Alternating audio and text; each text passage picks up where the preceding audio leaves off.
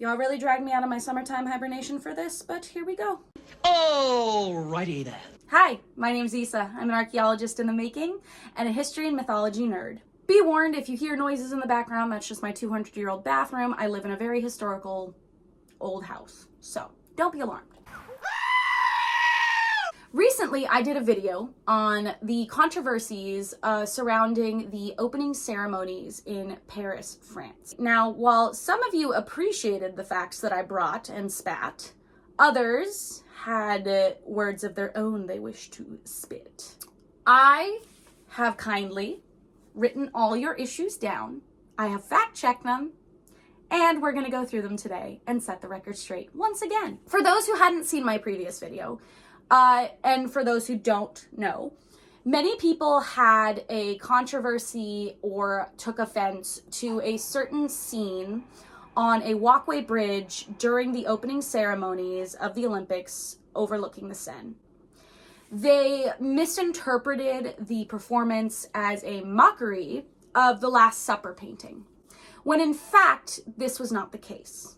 In fact, the story behind this performance was actually to honor the Seine's very own river goddess, Sequana, who is the patron deity of rivers and waterways, and her magic specifically focuses on the sources of rivers. In France, for thousands of years, archaeologists have found offerings to this goddess along riverways in France. She's a Gallo-Roman goddess, which is also why we saw the blue man, who many people had offense to because he was apparently almost naked.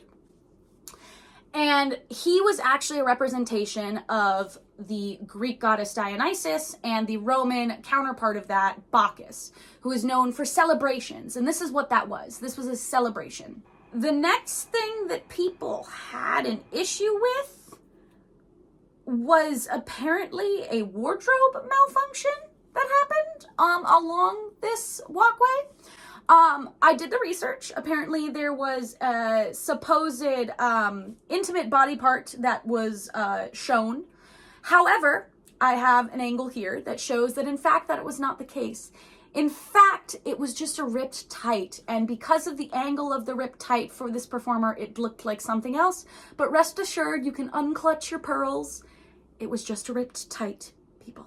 The next one that I had was apparently there was a child in this performance. I have looked and looked and looked and not seen a single thing about a child performing in this. If someone knows where this rumor came from, they could maybe just tell me and let me know, send me something, and I can do more research into it. Many of the performers, if you saw the can opening along the river, one of the performers there is a very, very well-known Instagrammer who is one of the performers of that can group, the girls in the pink dresses. And she is so fun on Instagram. She does a local cabaret house performance in Paris almost every night. And she's incredible. She gives you a behind the scenes. I'll put her links right here. Go check her out. She's incredible. These are performers who were vetted and, hired for their skill. And that brings me to the next part is, a lot of you just commented about having issues with drag and dudes in dresses. This is Paris, man. This is France. French, inventors of mayonnaise. Or not mayonnaise. I'm just gonna put up some historical videos and pictures of a historical dress and fashion of Paris, France. We also have to think about the word avant-garde, which means the advanced guard, which means being ahead of their time. That's a French word. They are willing to go above and beyond for fashion and for the spectacle. And if you're not comfortable with that, okay, that's your prerogative. But a country is putting on a show telling the story of their history and their culture and their country. You have your opinions, but you don't have the right to be rude. Anyway, the other one that I saw is, why apologize?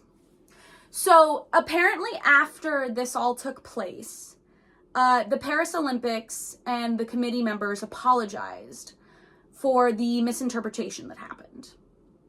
And I'm just gonna put this aside right now and say, if anyone watching this has said they have never said, hey, that wasn't my intent, I'm sorry, you're lying to yourself, okay? We've all been there, where something we have done has been misinterpreted, and we're like, hey, I'm sorry, that wasn't what it was intending. That does not mean that it was true, that it was a representation of the Last Supper. It just means, hey, we're sorry you took it that way, but that's not what it was. People in this world have become so ready to jump to conclusions and assume things before they've done any research. And that's what makes me want to be a historian, because we are seeing chunks of our history and chunks of the world's history being completely wiped out of our textbooks. And so it takes people courage to stand up and say, hey, that doesn't sound right. Let me do some fact checking. And as much as you want to believe it, being able to find the true facts and do your own research is just as important. And so that's why I want to become an archaeologist and I want to become a historian, because I am seeing thousands upon thousands upon thousands of stories just being washed away down a river and lost. And so while this is the first of maybe more videos as the controversies come out, I will make more, and I will continue to say, hey, I know you want to think this, but that's not the truth. So until next time, guys, catch you on the flip side.